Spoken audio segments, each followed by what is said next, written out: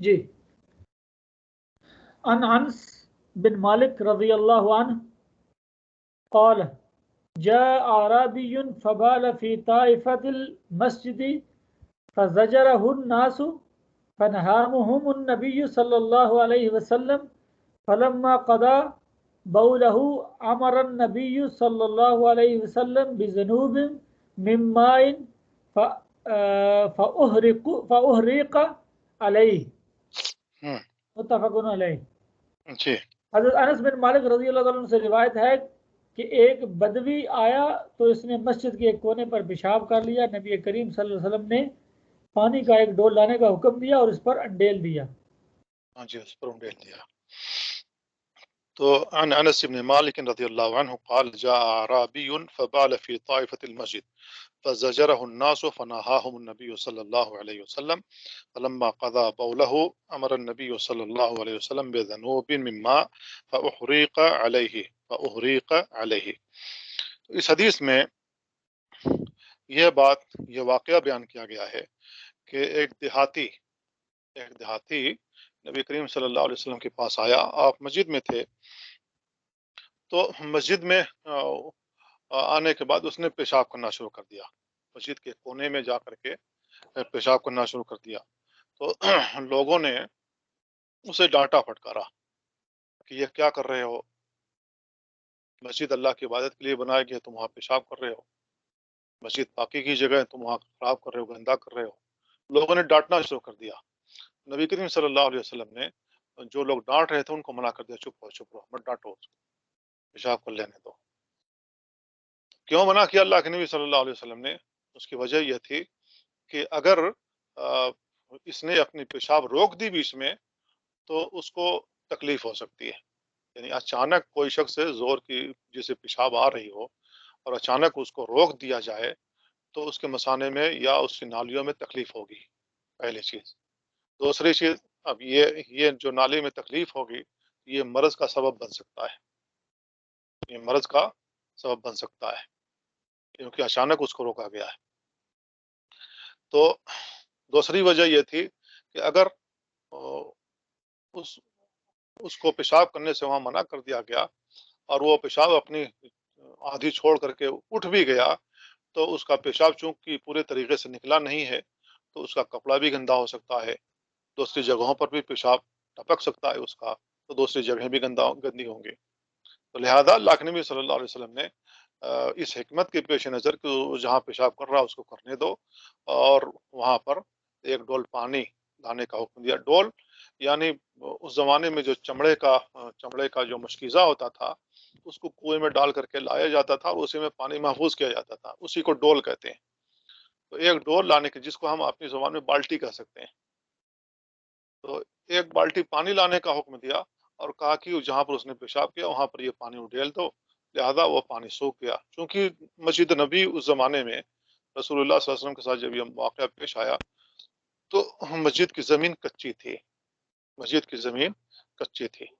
اللہ کے نبی صلی اللہ علیہ وسلم جہاں نماز پڑھتے تھے اس زمین کو برابر تو کر دیا گیا تھا، لیکن اس زمین کے اوپر چھوٹی چھوٹی باریک باریک کنکریاں ڈال دی گئی تھیں، نرم کنکریاں ڈال دی گئی تھیں، اور جب وہ تکلیف پہنچاتی تھیں تو اس پر پھر لوگوں نے یہ جو کھجور کے پتے ہوتے ہیں اس کی چٹائیاں بنا کر کے اس پر ڈال دی اور اس پر وہ نماز پڑھا کرتے تھے۔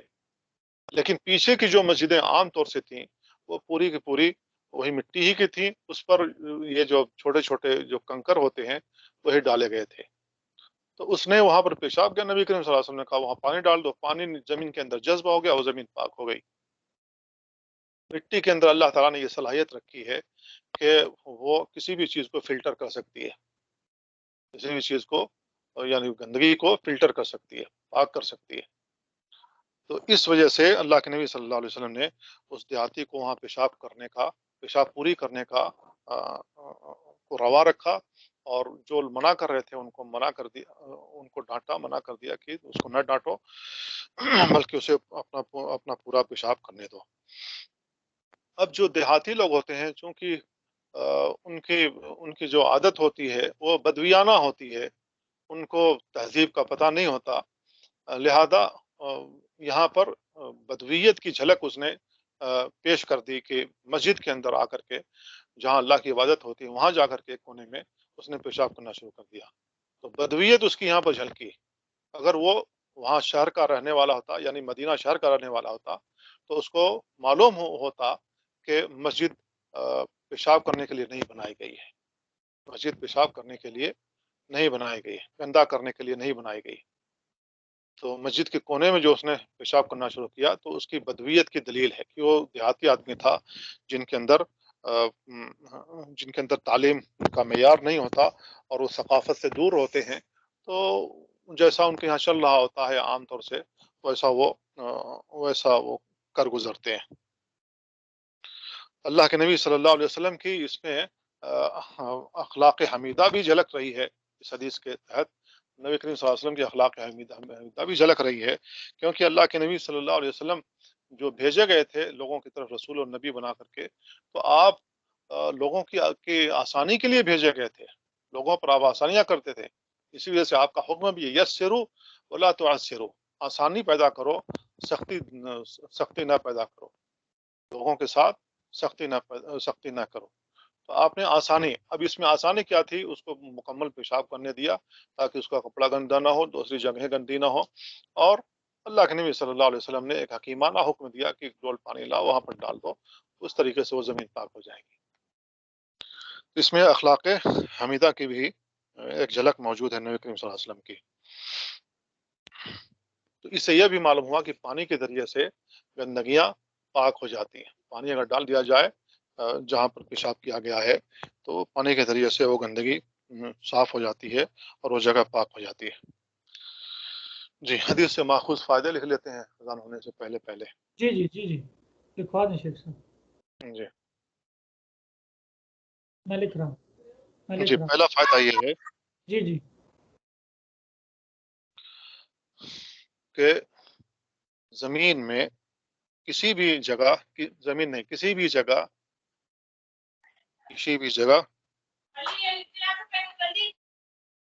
اپنا وہ بند کر لیں, مائک بند کر لیں, آواز آ رہی ہے. جن کا مائک چالو ہو بند کر لیں. جی صاحب آپ مائک بند کر دیں. باقی دوستوں کسی بھی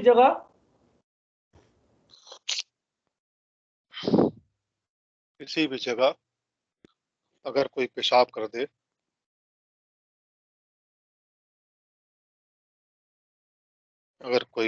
دے جی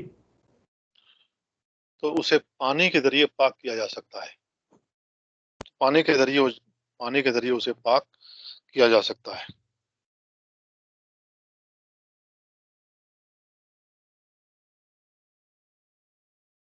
دوسرا نمبر شیخ صاحب. جی, پانی کے ذریعے پاک کیا جا سکتا ہے. اب یہ اس میں ضروری نہیں ہے کہ اس جگہ کی مٹی اٹھا کر کے دوسری جگہ منتقل کی جائے, جبکہ حنفیہ نے یہ بات کہی ہے کہ وہ جگہ پاک نہیں ہوگی جب تک کہ وہاں کی مٹی کھود کر کے باہر نہ پھینکی جائے. اب یہ حدیث ان کی تردید کے لیے کافی ہے. یہ میں بتا اس لیے رہا ہوں تاکہ آپ جان لیں کہ حنفیہ کیا کہتے ہیں. حنفیہ کہتے ہیں جہاں پر پیشاب کیا گیا اس جگہ کو پاک کرنے کے لیے ضروری ہے کہ وہاں کی مٹی کھود کر دوسری جگہ منتقل کی جائے اور وہاں پر نئی مٹی ڈالی جائے, تب پاک ہوگی وہ جگہ. اب یہ حدیث ان کی تردید کے لیے کافی ہے. کیسے تردید ہو رہی ہے؟ اللہ کے نبی صلی اللہ علیہ وسلم نے اس دیہاتی کو دیکھا, وہ پیشاب کر رہا ہے, لوگوں نے ڈانٹا پھٹکارا. اللہ کے نبی صلی اللہ علیہ وسلم نے ڈانٹنے پھٹکارنے والوں کو منع کر دیا, چپ رہو, اس کو پورا پیشاب کرنے دو. اور نبی کریم صلی اللہ علیہ وسلم نے پانی منگوایا اور پانی منگا کر کے وہاں پر ڈال دیا جہاں اس نے پیشاب کیا تھا. وہاں کی مٹی اللہ کے نبی صلی اللہ علیہ وسلم نے کھن کھود کر کے منتقل نہیں کی. اس حدیث سے حنفیہ کی تردید ہو رہی ہے. جی جی دوسرا فائدہ آپ نے کیا لکھا پہلے فائدے میں کہ کسی بھی جگہ اگر کوئی پیشاب کر دے تو اسے پانی کے ذریعے سے پاک کیا جا سکتا ہے. ہاں, اس جگہ کی مٹی کو منتقل کرنا جی ضروری نہیں ہے. اس جگہ کی مٹی کو دوسری جگہ منتقل کرنا ضروری نہیں ہے.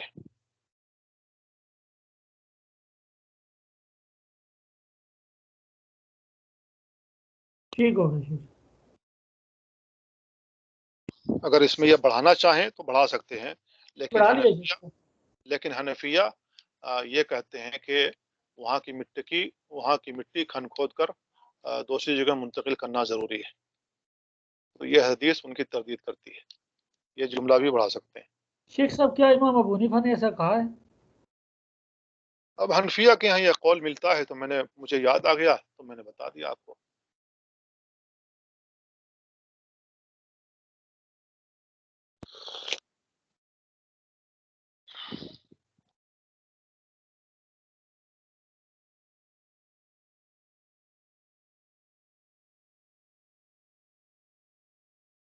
دوسرا فائدہ یہ ہے کہ مسجدوں کا احترام کیا جائے اور انہیں پاک رکھا جائے.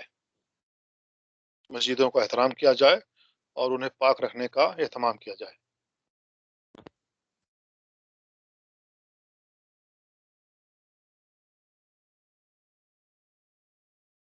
جی دوسرا فائدہ ہو گیا. جی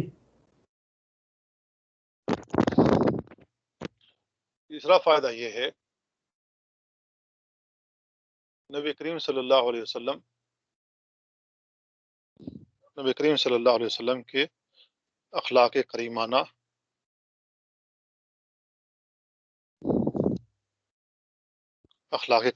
کی اس حدیث میں نبی کریم صلی اللہ علیہ وسلم کے اخلاق کریمانہ کی جھلک دکھائی دیتی ہے.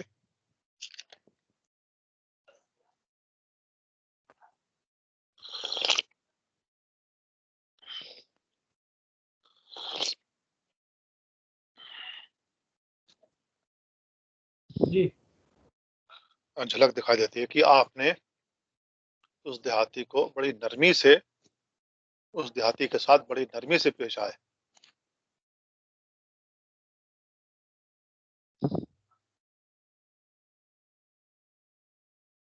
اس دیہاتی کے ساتھ بڑی نرمی کے ساتھ پیش آئے اور سمجھایا کہ مسجد اللہ کی عبادت کے لیے بنائی گئی ہے نہ کہ اسے گندا کرنے کے لیے.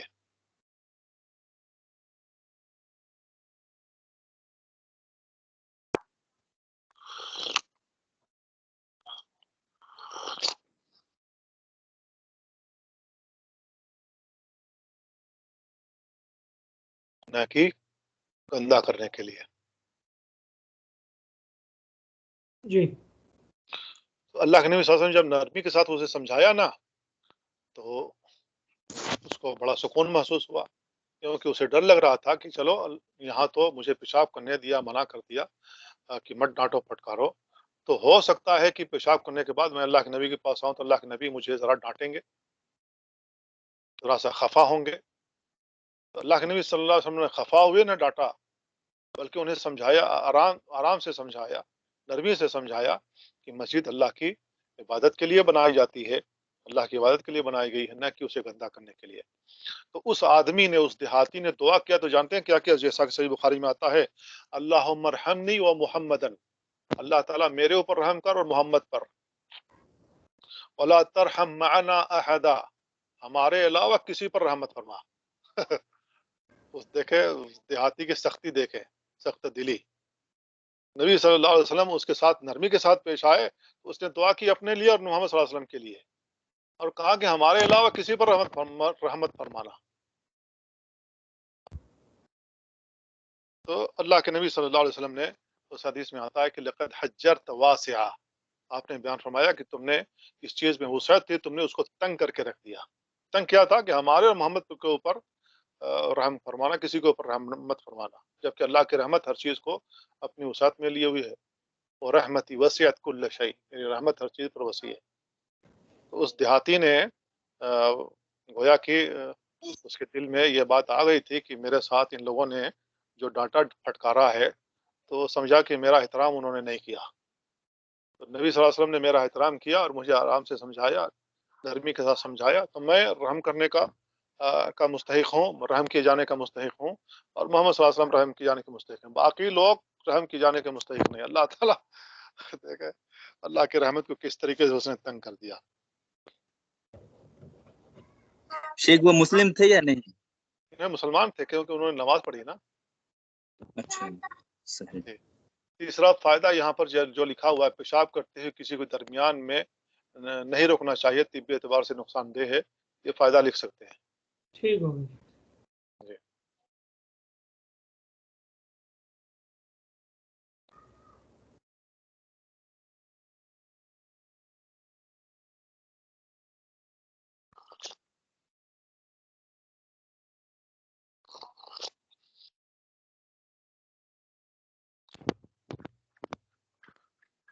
लिख लिए शेख, चौथा नंबर। पाँचवा और छठा भी लिख सकते हैं, जैसा कि स्क्रीन पर नज़र आ रहा है। नबी करीम सल्लल्लाहु अलैहि वसल्लम की वसअत नज़र और लोगों की तबीयत जान बहुत उम्दा व आला थी। और छठे नंबर पर तहजीब व तमद्दुन से नाशनाई, जहालत और गवारपन का बाइस बनती है। बिल्कुल सही बात है।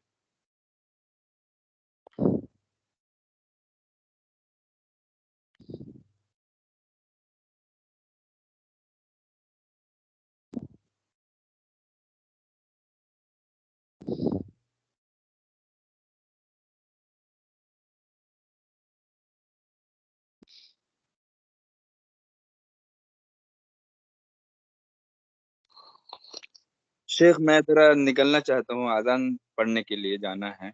अच्छा, कोई बात नहीं। शुक्रिया जी। एक एक फायदा यह भी लिख सकते हैं कि जाहिल को नरमी के साथ तालीम देनी चाहिए। जाहिल आदमी को नरमी के साथ तालीम देनी चाहिए।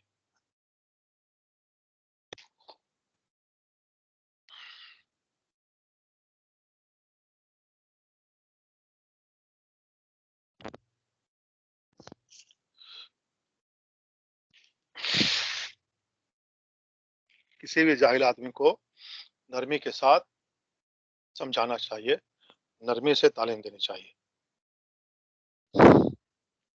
ठीक हो गया शेख साहब, ये भी लिख लिया, तहजीब और तमद्दुन से आशनाई, ना आशनाई जहालत और गंवारापन का बायस बनती है। जी। तो छह अगला फायदे। अगला फायदा लिख सकते हैं कि जाहिल आदमी को नरमी के साथ समझाना चाहिए।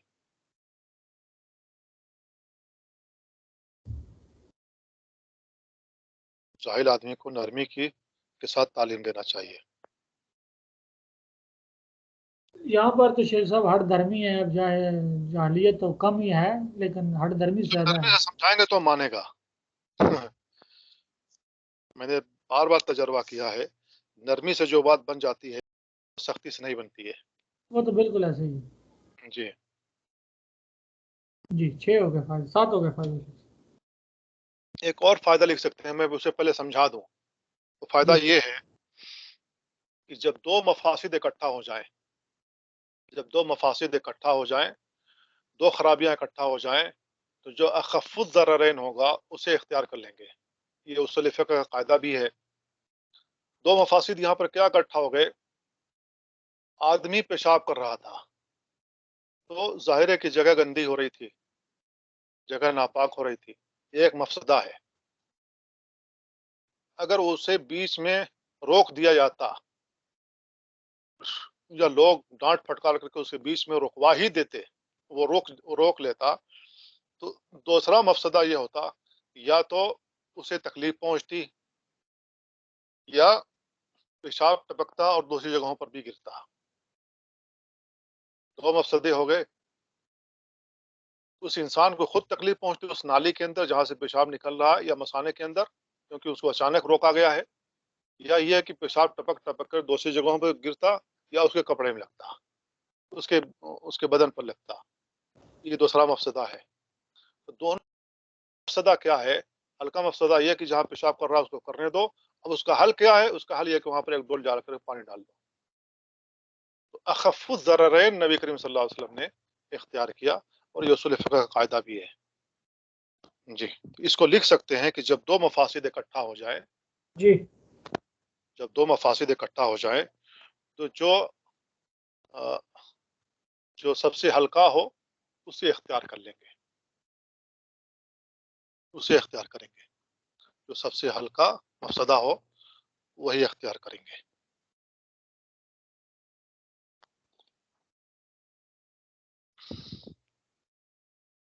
लिख लिए शेख। जी, बस करते हैं यहाँ में, इतना फायदा काफी है, जी इतना फायदा काफी है।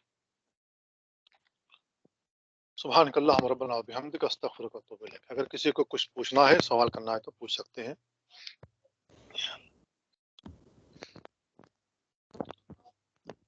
اذان ہونے سے پہلے پہلے کسی کو پوچھنا ہے، سوال کرنا ہے تو پوچھ سکتے ہیں.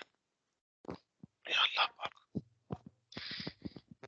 جی کوئی نہیں شیخ صاحب سوال.